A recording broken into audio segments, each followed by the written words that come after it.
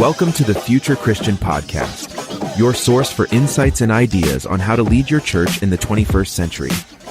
At the Future Christian Podcast, we talk to pastors, authors, and other faith leaders for helpful advice and practical wisdom to help you and your community of faith walk boldly into the future. Whether you're a pastor, church leader, or a passionate member of your faith community, this podcast is designed to challenge, inspire, and equip you with the tools you need for impactful ministry. And now for a little bit about the guest for this episode. Welcome to the Future Christian Podcast. Today, Loren Richmond Jr. welcomes David Taylor to the program. W. David O. Taylor is Associate Professor of Theology and Culture at Fuller Theological Seminary and the author of several books, including Prayers for the Pilgrimage, A Body of Praise, Open and Unafraid, Glimpses of the New Creation, and The Theater of God's Glory. In addition to a range of scholarly and popular essays, he has also edited several books, including The Art of New Creation, Contemporary Art and the Church, and For the Beauty of the Church, Casting a Vision for the Arts. He serves on the advisory board for Duke Initiatives in Theology and the Arts, as well as IVP Academics series, Studies in Theology and the Arts. An ordained priest, he has lectured widely on the arts, from Thailand to South Africa. In 2016, he produced a short film on the Psalms with Bono and Eugene Peterson.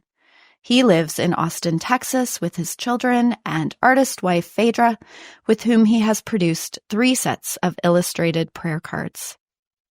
A reminder before we start today's conversation, please take a moment to subscribe to the podcast, leave a review, and share Future Christian with a friend. Connect with Loren, Martha, and Future Christian on Instagram. Shoot us an email at loren@resonatemediapro.com with comments, questions, or ideas for future episodes. We appreciate your voice in how we faithfully discern the future of the church.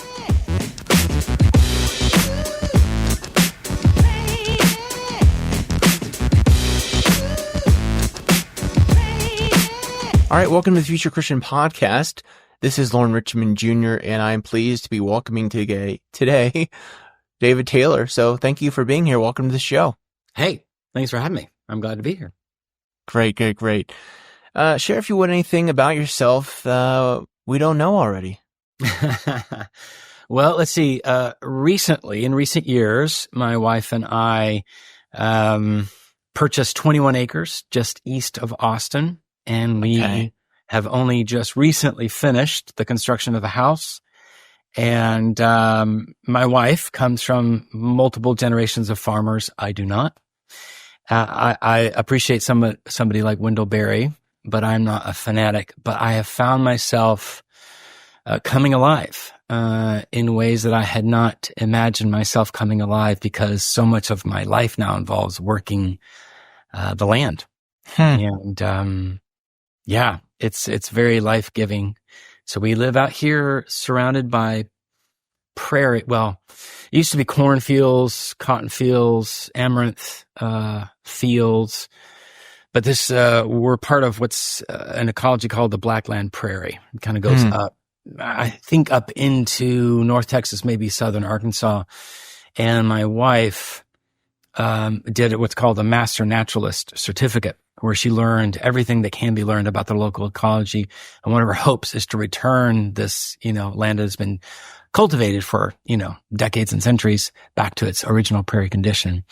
And I'm happy to participate in that. It's quite wonderful. Well, that's a cool little thing. That's a cool little factoid. Thanks for sharing that. Yeah. Share, if you would, about kind of your faith journey and background and what that looks like today. Yeah, so I was born and raised in Guatemala City. My parents were missionaries there. My parents also put us in a private Austrian school. So I spoke English at home, Spanish with friends at church, and German at school. And, from a very early age, I found myself wired to kind of the global world, kind of global context, global church. And I'm grateful for that formative experience. Moved to the States when I was 13, but still it just left a very deep impression on how I perceive the world, how I perceive my place in the world. I am, technically I'm what's called a third culture kid. I would think of myself as amphibious, occupying different kinds of spaces, as it were.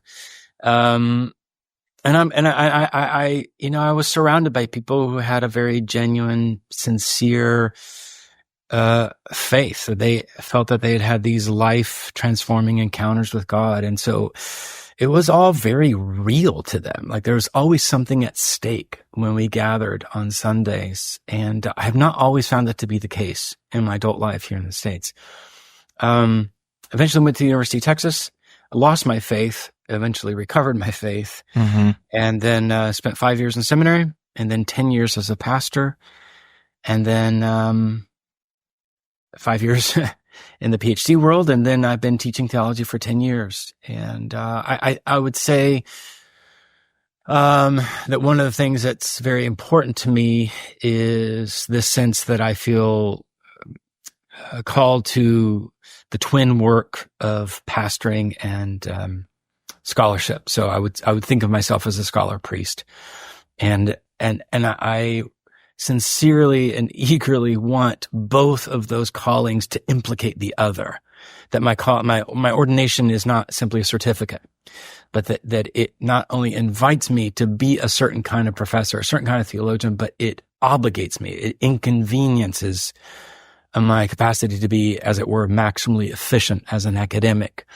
And so I try to be very involved as much as possible in our local congregation. Mostly I teach Sunday school with children. So I find that very formative for me. That's a brave spiritual practice, teaching children. It is, it's humbling, but not in a bad way humbling. It's like, it's a wonderful, it's simplifying, right?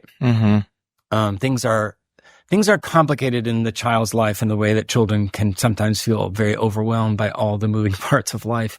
But there's also a kind of simplicity, a kind of, they don't dissimulate. They don't pretend usually to be something that they're not in the way that adults can very easily, present something that is not maybe true to who they are somewhere deep down inside. So kids are not afraid to ask questions, not afraid to ask hard questions, and not afraid to ask theological questions. And so I love the opportunity and the challenge to think concretely. The Gospels are just full of concrete things. And the danger of an academic life is it all, sort of floats up into abstractions. So right. It's fun. Yeah, I love it. Yeah, my son is 6 right now, and he's really asking a lot of those questions that, again, those kind of concrete, like, he asked me about heaven just the other day. And, he said, this past week or a few weeks ago, hey, my friends at school, not a lot of them believe in God. So it is really challenging. I'm like thinking, I have so many years of theological education, so many years of experience.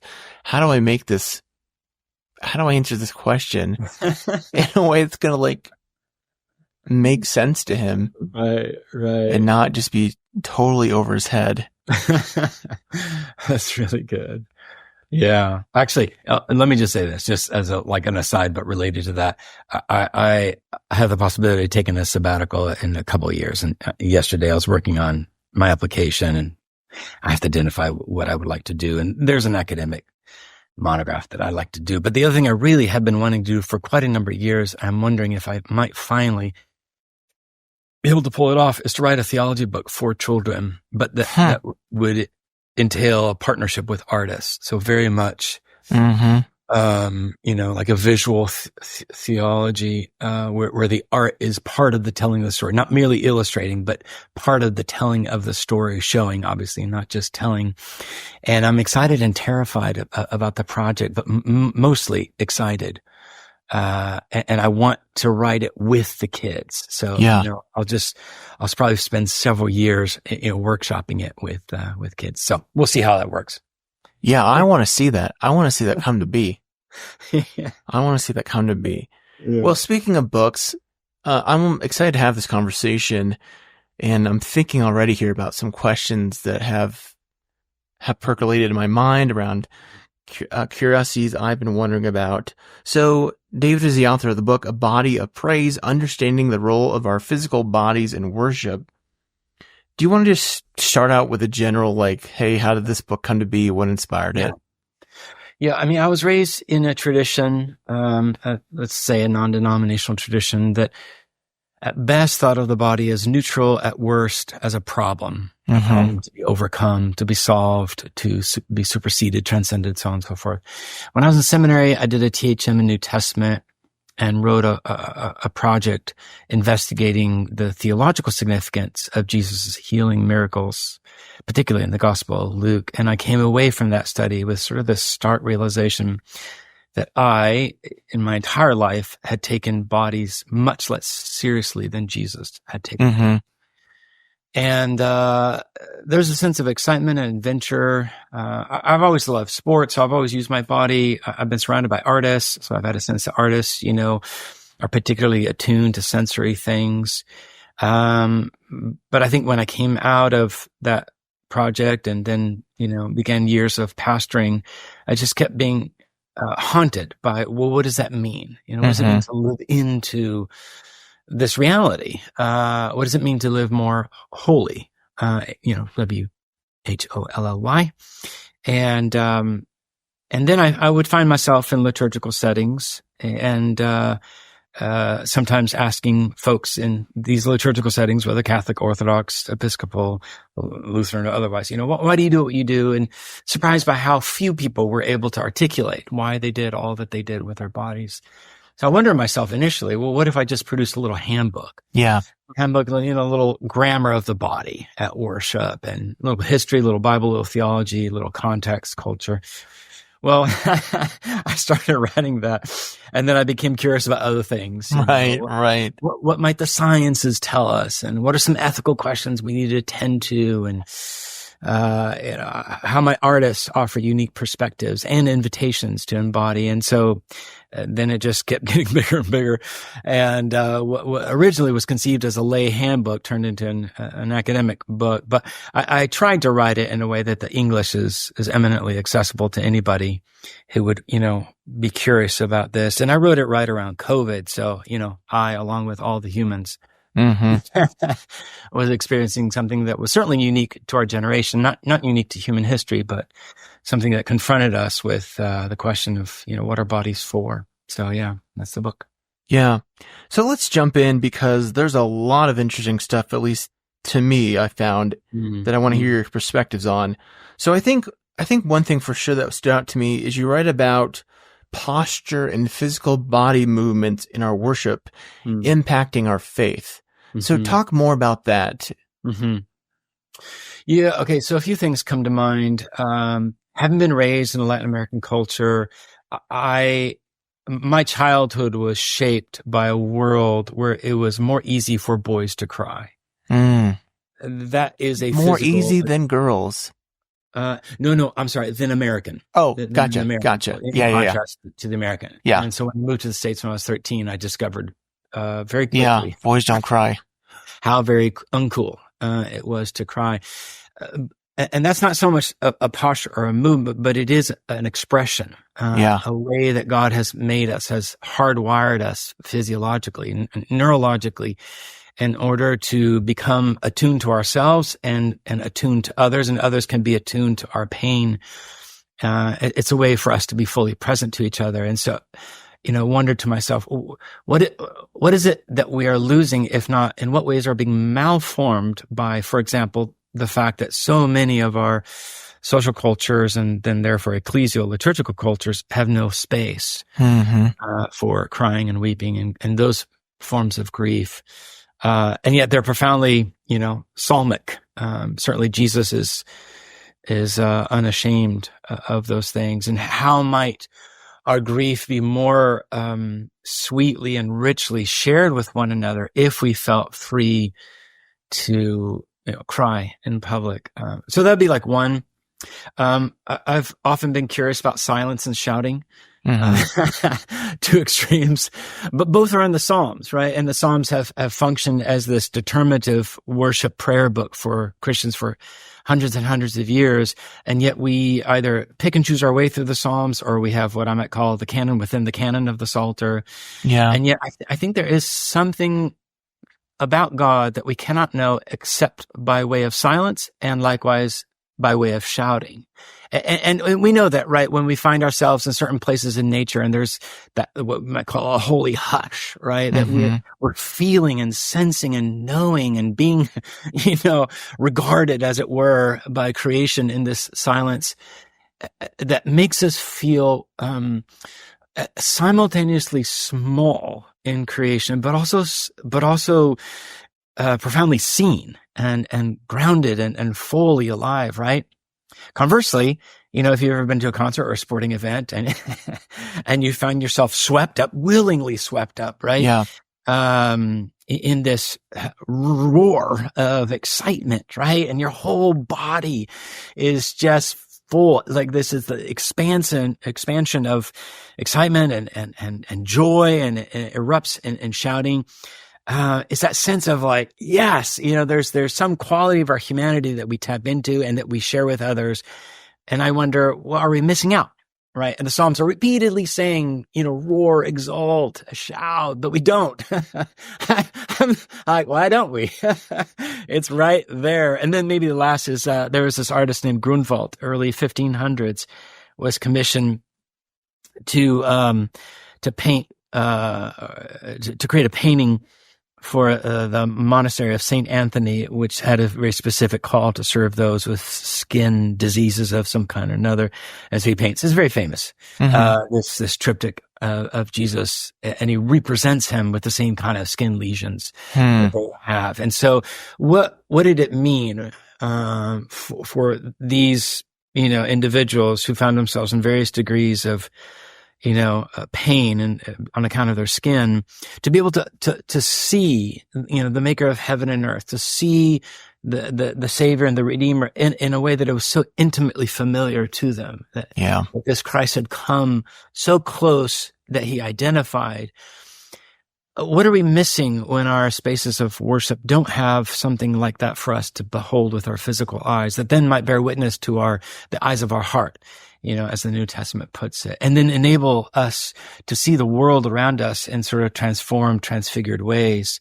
All these things that we, see, all our senses, all the things that we do, our hands raised, our hands held open, hands at humility, hands in honor, postures of honor. How might that form our humanity more holy, in both senses of the word holy? Yeah. Yeah, I want to get into this deeper because this past week, my wife and I, with our kids, we attend like this kind of like family type small group that's like a meal and conversation at church. And I guess the church is involved in a study through some organization that's of course funded through Lilly, because Lilly, you've probably seen this, is doing just this, shelling out tons of money to try to study children's faith formation. And this was like a small group, there's probably 15, 20, I don't remember, in this kind of group conversation. So the questions was being raised about like, how do you foster faith in your own family? How do you think we can help foster faith? And it seemed to be like I was trying to, I'm just a lay person there essentially in this church context space. So I'm trying not to overstep my bounds. But it seemed to be like a lot of like what I would call like performative from families of this, like, we kind of just make it up as we go type thing. And maybe I was mishearing, but almost like a limiting or diminishing of practices. So I'm being long-winded here, but I'm thinking about what is the importance of physical faith practices, physical spiritual practices of retaining faith. Like how is what we do with our bodies related directly or indirectly to the formation of faith? Is that right? Let me add another story if I can. So years ago, I was working as a hospital chaplain, as a CP intern. And I walked into this, I got a page in the middle of the night and walked into this secure room, as a psych hold room. And they're literally, I was standing outside, so they're literally like strapping this guy down who was having some kind of overdose reaction. I don't know exactly what. And he's flailing all over. And I'm freaking out internally, right? Thinking, what the heck? Why did these people call me? And I remember someone saying like he had supposedly uttered the word chaplain, or I don't know. I'm like, I cannot believe that this guy really asked for chaplain. But, I'm young. I don't know better. I'm like, this is my job. So they finished getting him strapped down, and the security guards and kind of come out and take off their gloves and take a deep breath. And I walk in with like a Bible, and I'm like, hey, my name's Loren. I'm a chaplain, and I have no idea what to do. And I start reading some scripture from, I think it was Psalms 90 or Psalm 91. I can't remember exactly which. Right. And then all of a sudden, like, I recognize this guy starts to pray in a very broken manner, the Lord's Prayer. Yeah. Right. And I was completely struck. Like, that was 10, 15 years ago. I'm still struck by that moment. Yeah. I mean, that's really beautiful. And I mean, our Catholic and Orthodox friends would say yes. So, quite precisely, that the rituals of our body, when matched to, communal rituals, have a capacity to form our humanity, to orient our sense of the world around us. Sort of as a parallel, there's a book called After Image, in which this film scholar did a study of I don't know, it's like 6 or 7 very famous Catholic filmmakers, like Francis Ford Coppola and Albert Hitchcock and Scorsese. And one of the things that the case that he was making to the reader is that all these extraordinarily successful filmmakers making really, really important, films over the course of the last, half century, they were all raised Catholic. And the Catholic sensorium, as it were, the liturgy, had shaped how they perceived their calling and their work. Yeah. And so what we do with our bodies, from an early age, it is and can, shape Christ-likeness in us. One thing that our church started doing after COVID, when it was, safe to be in each other's physical, proximate spaces, was during the Lord's. We say the Lord's Prayer every Sunday. Our senior minister, our rector, invited us to hold hands. And, holding hands is such a funny thing. In some contexts, it's the most natural thing in the world. Like when, NFL athletes, at the national anthem, or when somebody's injured, they'll hold hands. But get them outside of the stadium is a different context, right? Yep. It means something else, and it causes maybe discomfort. But our pastor was encouraging us to lean into the actual physicality of each other's presence. We have, people of all ages, maybe we have visitors, but the act of holding is a way to say, I am bound to you. You are not a take it or leave it member of Christ's body. Right. And so how might those practices in a liturgical setting then translate into the rest of our lives? I write about this in the book, like this question, which is not a simplistic question, or it's not simple. Like who's up front, or what testimonies are shared? Yes. Is it the testimony of the bold and the beautiful and the brawny? Or is it the testimony, the witness of the broken, and all kinds of brokenness in our world, physical, mental, emotional, relational, and so on? What is it that we see? What are the stories that are told? And I don't mean just in art, just in our own lives. And so, well, in actual fact, I'll say this, then I'll pause here, but, in the chapter on ethics, which is the most terrifying to write of the whole book, I truly wrote it with a great deal of fear and trembling. But we had a family in our congregation, have 2 children with very specific disabilities, one with Down syndrome and the other with what's called a SWAN, a syndrome without a name. And, different levels of intellectual and physical disability. And so when I began writing this, and I did, a good deal of reading, but I wanted to talk to, real humans that dealt with this in real ways, not in like bookish ways. So I asked the parents, like, what's it like for you? I asked them, what would you want from us as a congregation? Like, what forms of hospitality are you not receiving? And that was wonderful. But the thing that was so beautiful was to hear the parents talk about how, in as much as our worship is, let's call it liturgical, is very sort of ritualized, that their children, Henry and Layla, have learned the good news in their bodies. By standing, sitting, kneeling, prostrate, by walking. Layla, when she was 13, was invited to be a crucifer, and we have different weights of crosses. And so she could only manage, the lightest weight wooden one, but it was such a beautiful, image of Christ's body to see her fully engaged, joyfully engaged, very reverently engaged in unique ways to her. And that the things that were said over and over were part of her spiritual armature, as it were. Right. And so I don't know, just the things that, as they say, caught, not taught, are rather powerful. Yeah. Yeah. So I'm thinking again, I just had on, I'm not sure if you're familiar with the book, Worship in an Age of Anxiety, J. Michael Jordan. He's kind of an evangelical, yeah. Okay. You're for, I am. Yeah. I have it actually. I really like the book. I think his episode will release here before this. And then, of course, I'm thinking of the theologian that's really resonated with me a lot, Andrew Root, both who kind of talk about the kind of performative nature of faith. And I'm thinking of Michael Jordan talks about this similarly. You write about the value of communal singing versus again, as Jordan in his context writes about the big band and the big production of evangelical worship. And I don't want to just bang on, evangelical worship per se, but again, I'm thinking in this context of how Root would say we have to perform our faith. It has to be something we endeavor to produce within ourselves. Right. And again, I'm thinking from the context of how I've been in church recently where I did not want to say the words that were on the screen. My faith was not in a place where I was right, full-hearted that. Right. But I felt there was some benefit to me in repeating those words. Yeah. I mean, Loren, I'm just going to say amen.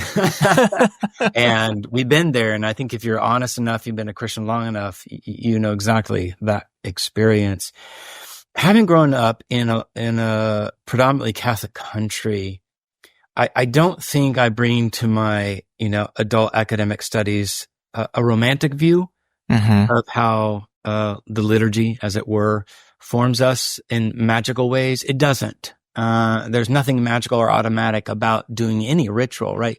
And I would likewise say, no ecclesial liturgical tradition has a corner on the market of mindless, heartless worship. I mean, it could be a very simple, sort of. Yeah. And Jordan for sure talks about that. Yeah. So, Baptist, Presbyterian, Lutheran, Methodist, anybody can be mindless and heartless, no matter what they say or don't say. But I do think, again, that there is a unique power in being formed and reformed by what we perform, if I can put all those forms side by side.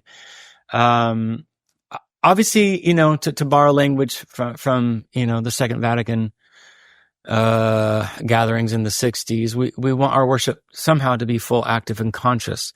All things being equal, in the sense that when you see the words on the screen or on a piece of paper or in a book, and you think to yourself, I don't feel it, I think that can become a really beautiful form of confession.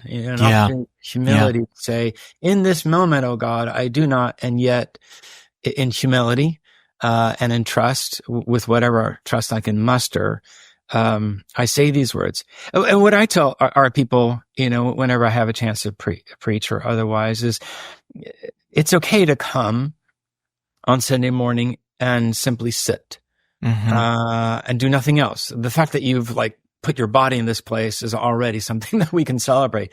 I also say maybe you can't even manage to come, and there's a grace for that as well.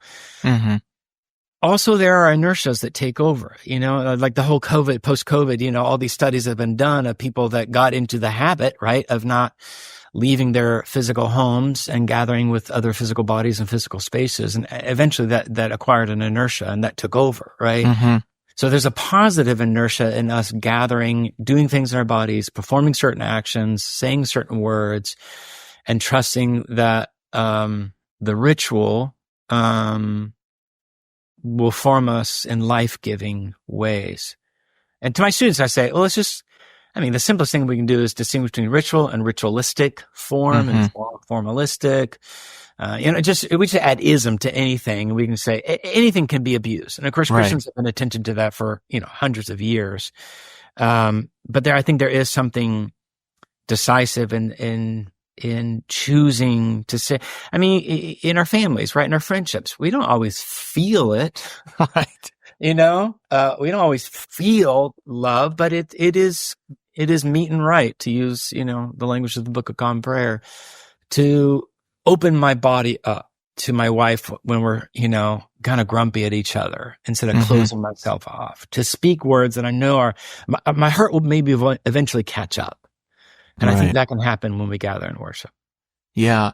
Yeah. Let's shift gears a little bit, because I do want to explore the conversation around seating arrangements. You have this really interesting conversation about midway through the book where you talk about the 3 seating arrangements. Mm-hmm. So I really kind of got into church architecture as I began to kind of just pay attention more. And I was fascinated, especially with like mainline context, especially at least in my neck of the woods, where churches have they have kind of the original sanctuary that was pretty modest, often built like in the 40s, early 50s. And then kind of after like the post-war boom, these huge, magnificent sanctuaries were built, like late 50s, 60s. Mm-hmm, mm-hmm. Mm-hmm. And I noticed this what I felt at least to be this tension or contradiction of what is often proclaimed in mainline churches of a real progressive, inclusive, relational theology with these sanctuary spaces that are very upward oriented and separated. Talk more about how worship spaces shape our faith. Right. Yeah. So in a book before A Body of Praise, one of the books that I wrote is called Glimpses of the New Creation. And in that book, I explore how the different media of arts form us. And the basic argument I make in that book is that every practice of art, whatever it may be, every instant of art, both opens up and closes down possibilities to form to form our knowledge and love of God in some fashion. And I try to be as generous and hospitable in the book to be able to say, I'm not going to come down on the Pentecostals. I'm not going to come down on, the high church Lutherans. I simply want you to understand that what you do is not neutral. Yeah. And you may be missing out on the fullness of what God may have for you. It doesn't mean you can, build new cathedrals, whatever it is. But be mindful of the fact that every space retains associations. Every space is generating a certain way of being in the world individually and corporately or communally. And so I talk about the 3 spaces. One, which, we'll call them longitudinal, sort of, you think of like the Gothic cathedral, Neo-Gothics, a long nave, and you have the transepts and the chancel and so on and so forth. And the idea there is that the Christian life is a pilgrimage, and you're coming from the world, the world, the place of the profane, which is the Latin for outside the temple. You enter in, and there's a baptismal font, and it's a pilgrimage. And then there's the New Jerusalem, hopefully, and that's beautiful. That kind of space resonates architecturally with images of God is majestic, God is holy other, God is sovereign. Those images that we find in Holy Scripture. It's very difficult, however, for people in that space to have any sense or grasp or feel, both in the literal and the figurative senses of those terms, for the body of Christ as a family.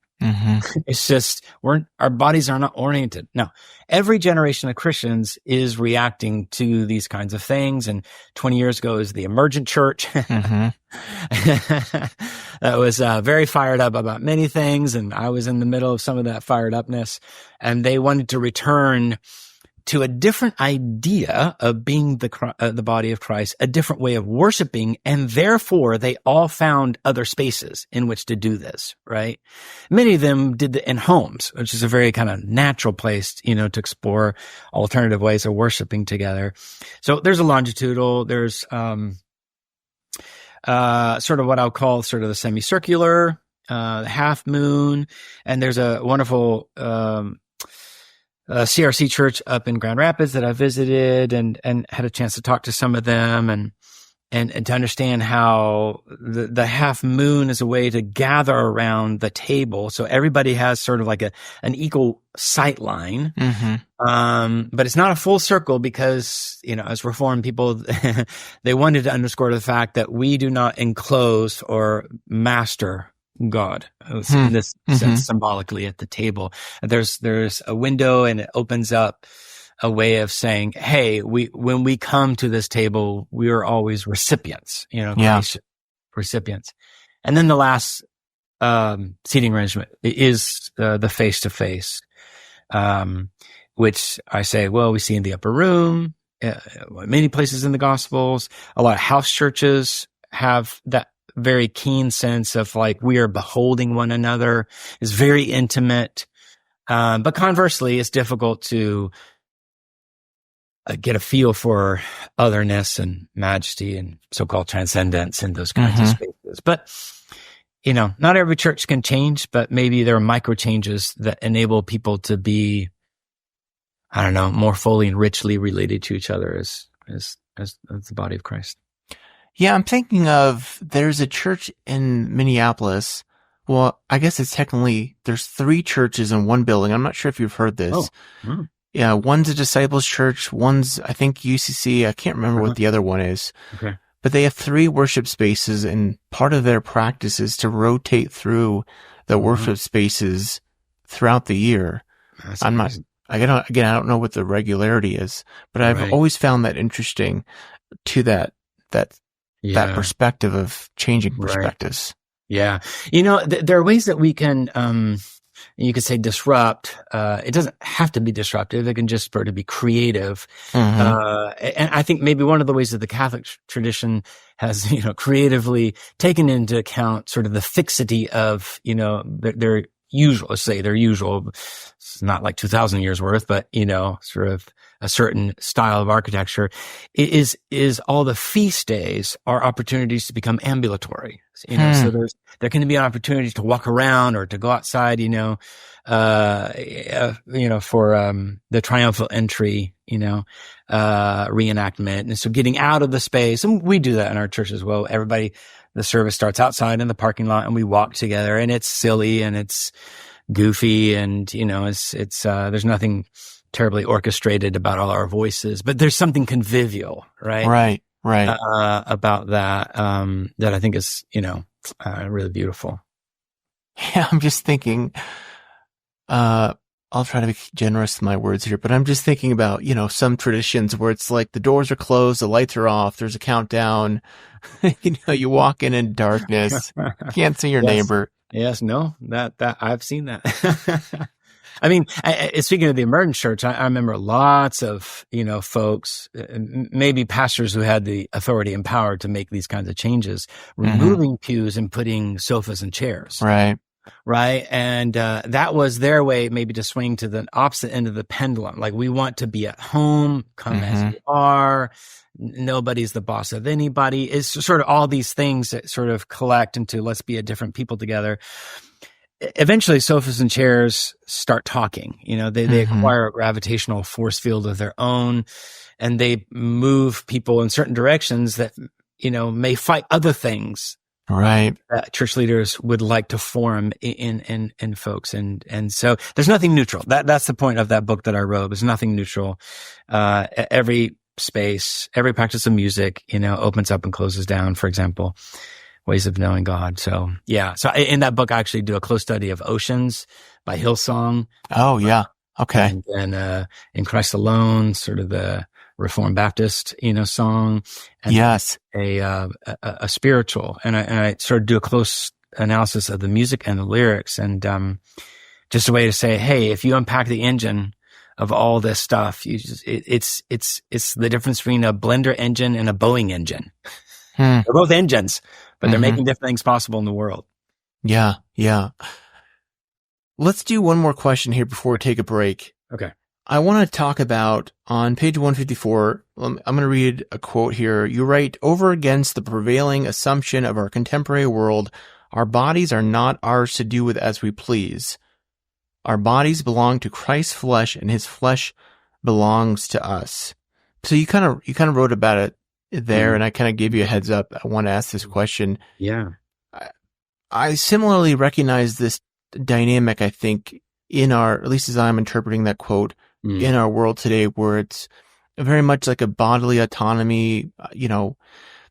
I'm sort of flabbergasted. I don't know if you've seen this on social media. These folks who are like anti-kids, and yeah, I have kids. I recognize it's a huge commitment, sure. A lot of work, and I've had an experience literally just yesterday with my middle school daughter that's terrifying, frankly.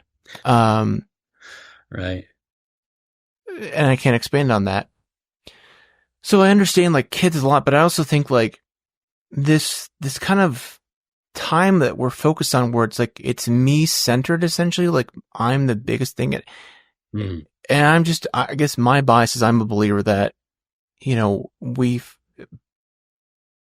believing in something bigger than yourself, or connecting with something bigger than yourself and giving of yourself is the best way to find yourself, rather than this kind of inverse that I think I see. And I'm assuming your quote relates to that, taking care of me and my body, my body's purpose is to serve me first and foremost.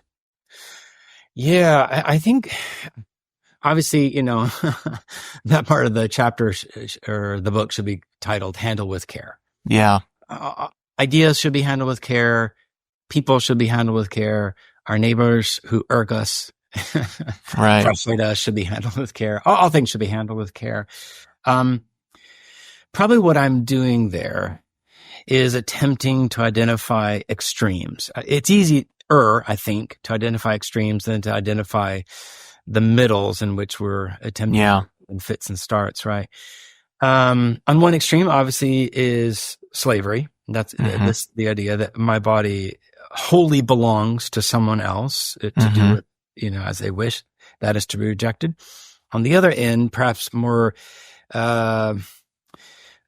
we identify it with greater difficulty because we're Americans, is the idea that my body is my property, which to Americans seems to be the most normal way to think of my body. Right. Perhaps because we've forgotten, that our three, ideals are not actually life, liberty, and the pursuit of happiness. The original actually was life, liberty, and the pursuit of property. So as Americans, property is very important to us. I have nothing wrong with property. I have property. Right. But the extreme, right, is that the entire earth, I'll use this verb, is colonized as property. Everything is perceived as property, right? Acquisition and retention of property. And then bodies get caught up in this, philosophical way of perceiving the world. And I think I'm pressing against that to say, as Christians, as people who want to be formed by Holy Scripture and by the life of Jesus, we see that bodies in the beginning are a gift, in the middle are a gift, and at the end are a gift. And because they are a gift, they are to be handled with care. They're handled with love. And there are things, that are mine, by God's, grace to enjoy fully. But my body's not something I own. I think that's the wrong verb. My body is something that is entrusted to me, and therefore I love it well. I'm to love my neighbor as I love myself. But it's not, I don't own it. and therefore to do with as I please. Yeah. I think that just sends us in very, very dangerous places. I mean, even with the best of intentions, right? Property mindset, I think, gets us in trouble, because the moment I think of myself as property and then I see others, they have property, well, then we're in a commercial, frame of mind. It's just sort of a, exchange of services and goods, and bodies become part of the thing that we exchange. And I think, like the Christian tradition uses this language of the great exchange, the mysterious exchange of Christ's body for our bodies. Like our bodies become part of his, so that our bodies can become truly, the bodies, the beautiful, beloved bodies that God made them in the beginning. And I think it's a way of thinking, but I think it's a way of living that gets us into trouble the moment we think of our bodies as property, that we possess autonomously. Yeah. Tell me if this is tracking, if I'm following. Again, I'm just thinking of my day yesterday where I was planning to come home from work or not come home, but just head to the gym straight after work, because I like taking care of my body, right? Yeah. Keeping my body fit, which we would say is important. Yeah. But, I'm thinking of it from your entrusted context. There was a situation at home that I felt like my physical presence would be supportive. I don't know which adjective to use there. Would be a benefit to my family at home. So, I mean, does that track with what you're saying? Like, if we're thinking purely like my body is my own, my first priority is to my body, rather than my body is entrusted to me to do good in the world, to serve others. Yeah. But also to serve, I don't know if that makes sense. Yeah, I mean, I would say yes, right? Like if we think of our bodies as a gift that is entrusted to us, and then the primary lens or software that's running inside of us is a gift economy. Well, that changes the way I relate to the earth. That changes the way that I relate to my enemies. It changes the way that I relate to the people closest to me who perhaps see all the ways in which I fail in bodily acts of love, the primal sin led to the primal temptation, which is to hide, fight, and run. So we hide in our bodies, we fight with our bodies, right? And ultimately we're doing violence to our bodies and the bodies of others. But if my body is fundamentally a gift, graced by God in Christ, empowered by the Spirit, to be a vehicle, an instrument of healing, and, all the other goods of God's reign, then, it changes. I mean, okay, I'm going to say this and I hope I don't get too in trouble, but I remember not long after COVID, we were driving somewhere.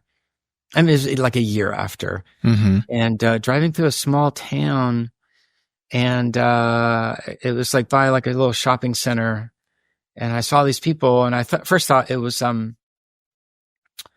a car wash, like a bunch of Christians in a car wash, but they had big cardboard signs up. I couldn't see them, and then drove by and looked back. I was like, oh, they're protesting the vaccine. Interesting. And on all their cardboards was my body, my choice. Right. And I thought, oh, this is so fascinating. It's just like a quintessentially American. And I don't want to get into the politics of it all, but just sort of like that was the most natural phrase, as it were, the most natural way for Americans to think of these things. And I guess I'm wanting to say, I think for followers of Jesus, there is not just a better, like it's like an upgrade. I think it's just like ontologically, radically better. And if I can take this step further as I'm thinking about this, like, I'm sure you've seen the news, right? That young men are increasingly moving conservative, moving into church spaces. And it seems like, I don't want to make too broad a judgment here, that there's this kind of like encouragement of young masculinity as like celebrating them and their bodies. And I think I want to like echo what you're saying here. I was having a conversation on this with one of my good friends who also has a son about teaching your sons that manliness is about he didn't use this word, but I think your word here fits with what he's saying. This kind of gift economy, like men have privilege, and we're supposed to use that privilege or that what has been entrusted to us to serve others. Right. Yeah. I mean, I would say yes. And, I wrote a book of prayers that came out recently, prayers for the pilgrimage. And one of the prayers that I had included there was, I had originally titled it it was like something like for being Jesus-y.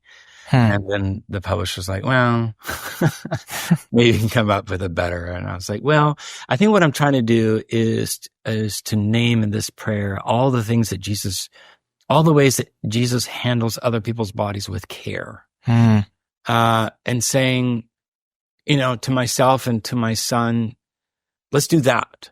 Yeah. You do that, and that'll generate life. That'll be life-giving to your mother, to your sister, to your friends. To be in the world as Jesus was in the world. I think I saw this article that you're referencing, and I mean, we just live in such catastrophically messed up times. but in terms just get us in trouble, or they are trouble. And so I guess maybe what I'm trying to do with myself, and in this book is to say, what if we simply tracked how it is that Jesus handles people's bodies. And in fact, the point that I'm making in the book is not only does he handle others with care, he himself for 9 months in his mother's womb was handled with supreme care.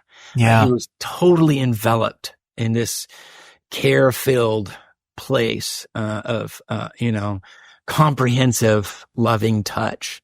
And I suggest that can be like a metaphor for then he emerges and then offers his body as the life for the world, and offers comprehensive care in and through his body, and that we are now his body in our own places. So, yeah.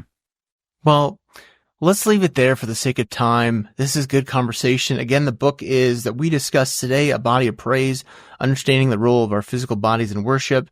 David, let's make sure, send me a link for the other book so I can include that in the show notes. Let's take a quick break, and we'll come back with some closing questions. All right, we're back with David Taylor, and really enjoyed the conversation. Appreciate your time. Hopefully it's helpful for our listeners. Let's talk about some of these closing questions. You're welcome to take these as seriously or not as you'd like to. Some folks get tripped up over the Pope question, but what would you do with your if you're a Pope for a day? Okay, so I thought about this. Again, I grew up in a Catholic country, so there's a lot of talk of the Pope amongst my friends. El Papa, as they would call it. If I were Pope for the day, I would tell my secretary that I'm going to spend the entire day looking at all the art in the Vatican collection. Alternatively, I would tell my secretary that I'm going to disguise myself and go for morning prayer or whatever, morning mass in some small church in Rome, disguise, and just kind of slip into the pew and experience life that way. Just kind of like take a peek of, I imagine that the Pope does not get many opportunities just to chill out. Yeah. I think kind of fun. A theologian or historical Christian figure you'd want to meet or bring back to life? Okay, so I did think about this, and I apologize in advance. I'm going to cheat. Yeah. I would like a dinner party. Okay. And it's going to be a dinner party for 6, myself included, and I'm going to invite 5 musicians, and I would love to see the conversation that unfolded. I'm going to invite Ephraim the Syrian, who's very profoundly influential in the Eastern Orthodox tradition. Hildegard of Bingen, Palestrina, very influential in polyphonic Renaissance music, Bach, and Fanny Crosby. And I just want to ask them, like, what was it like? Because you guys all made new music, in your time. And we have worship wars in our time. Did you guys? I mean, I know they actually had worship wars in their time. I just want to hear them talk about it. I think it would be so fun. That's a broad spectrum. I guess you could make it 7 and maybe invite Chris Tomlin and just see what happens. I mean, I could.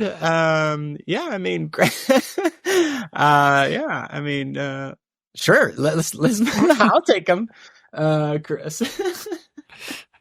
I don't know. am I making assumptions? Who would be like the definitive like worship guy or woman? I mean, Chris is, certainly in, the kind of like contemporary worship world. Right. I mean, nobody really cares about him. More kind of classical, conservatory kind of music. Yeah.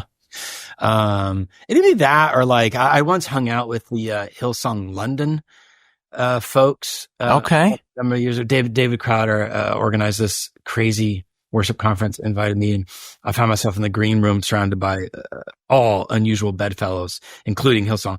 They were, I don't know how much you can capitalize, bold, and italicize cool. They were so cool. And I was like, yeah, nope, I'm not cool. I'm not cool. I'm okay. But I don't know. Hillsong, they're pretty big. Yeah. Yeah. But, yeah. Who's like we're getting way into the weeds here, but I'm like, who's the one? Is it like Darlene Zschech? Maybe she gets in there. I mean, she's certainly like the 90s, right. forerunner, of this whole, era. I mean, Chris, he's pretty influential. Like he changed, but these days, they talk about the big four: Hillsong, right, Bethel, Passion, and Elevation. Yeah. They're the ones that show up on the Christian stations. But like a singular figure, sure, I'll go. Yeah. Chris is just always like, top 5. As long as it's, not, who's the Elevation guy? As long as it's not him, right? No offense to my... No, I don't know. I mean, I will tell you, I'm friends with Matt Redman, who is another figure in that world. And he very, wonderfully, kindly, humbly reached out a year ago and said, I'd love to partner with a theologian, and I'd love all the songwriters that I know to have opportunities to partner with pastors and theologians, because I think that church's music is not good. It's better, and it's only going to get better if we have better relationships. Let me say this. I won't say his name, but Elevation's pastor maybe could do well to be in that group. Okay, well. Moving on. What do you think? What do you think history will remember from our current time and place? I mean, gosh, I don't know. Really, I'll be curious to know. I mean, the thing that comes to mind is that no generation is exempt from corruptibility. And the truth of the matter is, I really would like to not excuse myself from that judgment. I'd like to. I like for everybody else to be corruptible by their, cultural context, but I'm sure I am. I wonder, I mean, this is the thing that I've wondered, for the past 8 years and counting. Has there been a massive failure of discipleship in our churches at the local kind of, ho-hum, ordinary, shape of our lives, that it makes it possible for things to now surface so egregiously? Like that stuff doesn't happen overnight, right? I don't know. I mean, yeah. Well, how about this? What do you hope then for the future Christianity? I think it's like my hope is related to sort of the lament, but I think I would hope that we in this country, I'll just speak for us, might become more fully attuned, related with, and accountable to the global church. I think we get in trouble more quickly when we get sucked under, our own echo chambers. And wherever we may find ourselves theologically, ecclesially, politically, we all have echo chambers. And I think Leslie Newbigin, the wonderful missionary theologian, wrote a book called Foolishness to the Greeks. And he talks about how one of the practices that the global church should take on is members of Christ's body around the globe should just continuously hold mirrors up to one another to show where it is that the good news is being corrupted, where we are being malformed in ways that we just cannot perceive. So I think if we were able to find ourselves not just on, social media, reading about things, but traveling, if possible, inviting and then participating in meals and worship together and mission together, I think it could be very powerful. Yeah. Yeah. Well, I really appreciate your time, really appreciate the conversation. Again, want to recommend the book and your work.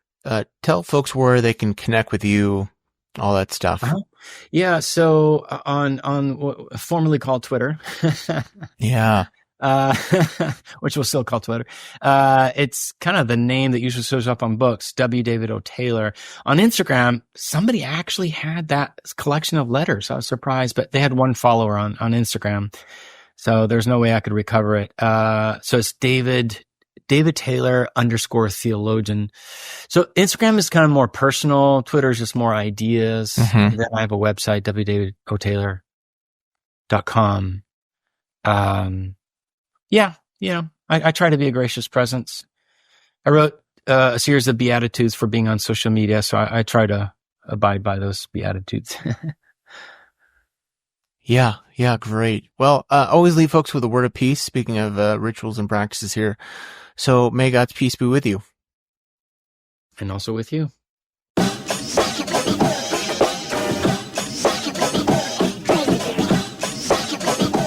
Thanks for joining us on the Future Christian Podcast. The Future Christian Podcast is produced by Resonate Media. We love to hear from our listeners with questions, comments, and ideas for future episodes. Visit our website at future-christian.com and find the Connect with Us form at the bottom of the page to get in touch with Martha or Loren. But before you go, do us a favor. Subscribe to the pod to leave a review. It really helps us get this out to more people. Thanks, and go in peace.